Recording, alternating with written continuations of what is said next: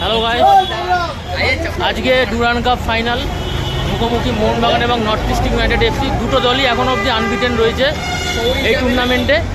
দেখা যাক আজকে যে দল ভালো খেলবে সে দলই জিতবে। আমরা চলে এসেছি, এই দেখতে পাচ্ছ আমাদের ম্যাটার আছে, আমরা পুরো রেডি আছি। এখানে আমাদের চ্যাটার্জের মেইন আছে এবং আন্দুল মেইন আছে, সব সদস্যরা রয়েছে। কী হবে মনে হচ্ছে আজকে? স্কোর হচ্ছে 3-1, মোহনবাগান জিতে যাবে। মোহনবাগান জিতে যাবে। 90 মিনিটে খেলা শেষ হবে না পেনাল্টি হবে? 90 মিনিটে খেলা শেষ হয়ে যাবে। পেনাল্টি হলেও চাপ নেই, বিশাল তারিখ আছে। পেনাল্টি হলে খেলা আমাদের দেখতেই পাচ্ছ। আজকে কি মনে হচ্ছে, কতটা এক্সাইটেড? অনেকদিন পর খেলা দেখতে যাচ্ছি, অনেকদিন পর আমাদের দাদার সাথে দেখা হলো। খেলা কি মনে হচ্ছে, 90 মিনিট হবে না পেনাল্টি হবে? 90 মিনিটের মধ্যেই খেলা, 90 মিনিটের মধ্যে খেলা আছে। পেনাল্টি হলে আমাদের বিশাল তারিখ আছে। বাগানের তো সকল মোহনবাগান সমর্থকরা বেশ এক্সাইটেড রয়েছে। হবো নাই বা কেন, আমাদের ঘরের মাঠে খেলা, 60,000 লোক আছে আমাদের। নর্থ ইস্ট এই ফার্স্ট টাইম কোনো ফাইনাল খেলছে, সুতরাং তাদের কাছে এটা একটা চ্যালেঞ্জের ব্যাপার। দেখা যাক কী হয়, আশা করছি আমরা জিতে ফিরতে পারবো। কতটা এক্সাইটেড আজকের ম্যাচ নিয়ে? জিতবো তো আশা আছে, তারপর দেখা যাক কি হয়। ভালো খেলতে হবে, ভালো না খেললে জিততে পারবে। ফাইনাল ম্যাচ, বড় ম্যাচ, ভালো খেলতে। আজকে কি মনে হচ্ছে গ্রেক স্টুয়ার্ট প্রথম থেকে শুরু করতে পারে? কালকে বলছিল, বোঝা যায় না। ঠিক আছে, দেখা যাক। জয় মোহনবাগান। জয় মোহনবাগান। মাঠে গিয়ে আবার দেখা হচ্ছে।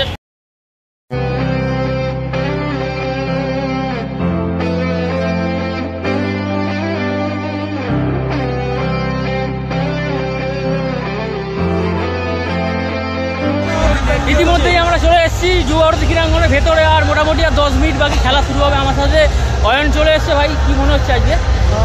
আশাবাদী অনেক বেশি জিতবো, আশা করি। দর্শক তো অনেক হয়েছে, আশা করি 40+ অডিয়েন্স হবে, 40+ আশা করি আজকে আমরা জিততে পারবো, যেমন করে জিতে আসছি। একদম 90 মিনিটে খেলা শেষ হবে না পেনাল্টি শুট হবে? ভাই প্লিজ 90 মিনিটে শেষ করবেন, আর পেনাল্টি চাই না, আর ফাইনাল চাই না। মনে হচ্ছে ভাই কি হবে আজকে, জিততে পারবো তো? অবশ্যই, মোহনবাগান মানেই জিতবে। 90 মিনিটে খেলা শেষ হবে নাকি টাই ব্রেকার? 90 মিনিটে শেষ হয়ে যায় মনে হচ্ছে। একদম জয় মোহনবাগান। জয় মোহনবাগান। নিচে যাবো। ইতিমধ্যেই দেখতে পাচ্ছেন যুবভারতী ক্রীড়াঙ্গন তো কানায় কানায় ভরে গেছে। প্রায় 30,000-এর উপর লোক হয়েছে, দেখে যা মনে হচ্ছে। চলো সামনেটা দেওয়া যাক।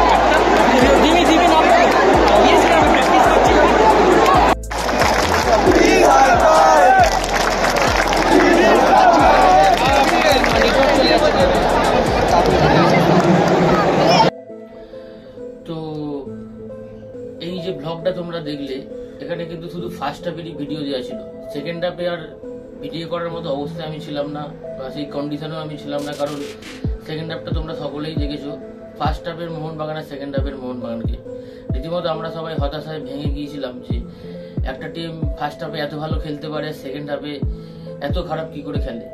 তো তাই জন্য আর ভিডিও করার মতো ইচ্ছে ছিল না। এমনকি টাইব্রেকারের সময় কোনো ভিডিও নিইনি আমি, এমনকি টাইব্রেকার অব্দি দেখিও নি যে কি হয়েছে না হয়েছে। সবাই মুখে শুনলাম যে মোহনবাগান এরকম পেনাল্টি মিস করেছে সুভাষিস বোস এবং ডিস্টার্বগুলো। আর সেকেন্ড হাফে মোহনবাগানের খেলা দেখে কী বা বলবো, তোমরা সবাই দেখেছো একটা দল যে ফার্স্ট হাফে এত সুন্দর খেললো, সেকেন্ড হাফে সেখান কী বলবো, কিছু বলার নেই। আর শুধু হোসে মলিনাকে একটাই কথা বলার আছে, আপনি যে দলের দায়িত্ব নিয়েছেন সেই দলটার নাম কিন্তু মোহনবাগান, এটা মাথায় রেখে। কারণ সমর্থকরা আপনাকে যেমন ভালোবাসে সেরকম কিন্তু দল খারাপ খেললে কিন্তু সেরকম কিন্তু আপনাকে তার দায়িত্ব নিতে হবে। কারণ আমার এটা ব্যক্তিগত মতামত যে সাহালকে তুলে নেওয়াটা হচ্ছে মেন টার্নিং পয়েন্ট, আর দিমিত্রি পেত্রাতসকে এত তাড়াতাড়ি নামানোটা। যে টিম 2 গোলে জিতছিল, পেত্রাতসকে 60 মিনিট 70 মিনিটের পর নামাতে পারতো, কোনো অসুবিধা নেই, গ্রেস স্টুয়ার্টকে অব্দি তুলে দিল।